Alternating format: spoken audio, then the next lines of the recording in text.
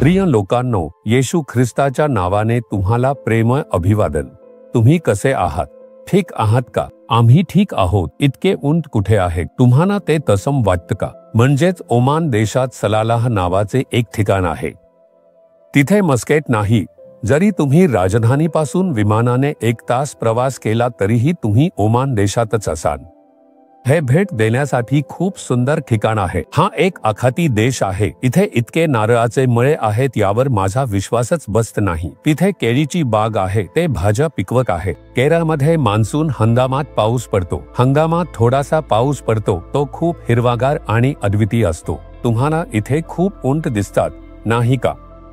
ते म्हणतात की इयोब इथेच राहत होता। ते म्हणतात की इयोबची कब्र इथे आहे। मी ते तुम्हाला कधीतरी दाखवेन। तो येथे राहत होता याचे हे एक मोठे लक्षण आहे। त्याच्याकडे भरपूर उंट, शेळ्या, गायी आणि गाढवे होती। या क्षेत्रात सगळं काही आहे। तुम्ही आखाती देशांमध्ये गेलात तरी तुम्हाला हे इतर कुठेही दिसणार नाही। ही खूप आश्चर्यकारक गोष्ट आहे। आजच्या दिवशी देवाने माझ्यासाठी कोणते वचन ठेवले आहे असे तुम्ही विचारत आहात का? स्तोत्रसंचिता अध्याय 55 वचन 22। तू तुझ्या चिंता परमेश्वराकडे सोपव आणि तो तुझी काळजी घेईल। तुझ्या मनात काहीतरी ओझे आहे। तुझ्या अंतःकरणात एक भार सतत वाढत आहे। म्हणून तुमचा शांतपणा बाधित होतो, मनःशांती कमी होते, झोपही प्रभावित होते। एकाग्र होऊन काम करता येत नाही, कारण हे ओझे मनावर दडपण आणत आहे। हे तुमच्या मुलांबद्दल असू शकते किंवा तुमच्या पतीबद्दल असू शकते। हे तुमच्या पत्नीबद्दल असू शकते किंवा त्यांच्या कुटुंबाच्या परिस्थितीबद्दल असू शकते। हे आर्थिक गरजांबद्दल असू शकते किंवा एखाद्या आजाराच्या समस्येबद्दल असू शकते। कामाच्या ठिकाणीही हे तणाव निर्माण करू शकते। काहीतरी मनावर ओझं टाकत आहे। या ओझ्यामुळे तुम्ही खूप त्रस्त झाला आहात। परमेश्वर म्हणतो, माझ्या मुला, माझ्या मुली, का हे ओझं वाहून नेत आहेस? मी ते सर्व वधस्तंभावर वाहून नेले। परमेश्वर मला त्याला हे ओझे देण्यास सांगतो। ओझे खाली टाका। आज तुझ्या मनातील हे ओझं परमेश्वरावर सोपवायला हवं, कारण त्याने क्रूसावर ओझं वाहून नेलं आणि आपली सर्व ओझी स्वतःवर घेतली व पूर्ण केली। मग आजच ते का घेऊन जावे?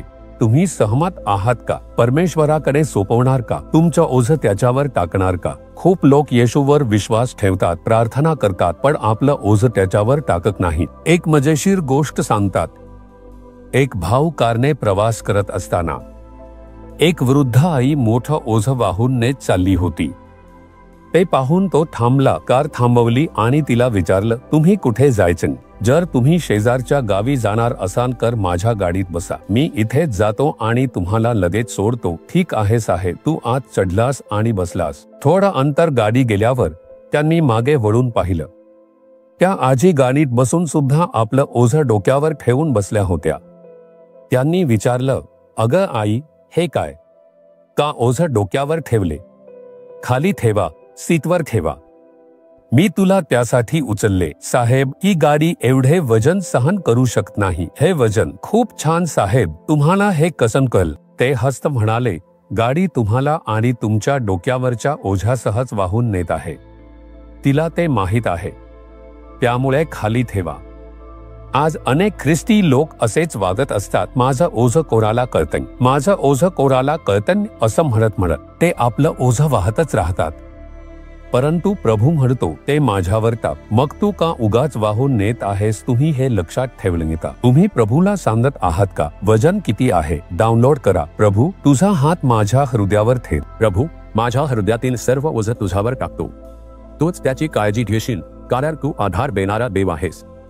या भारामुळे तुम्ही केलेल्या सर्व परिस्थिती बदलत आहेत। मी येशूच्या नावावर विश्वास ठेवतो। आमेन, आमेन।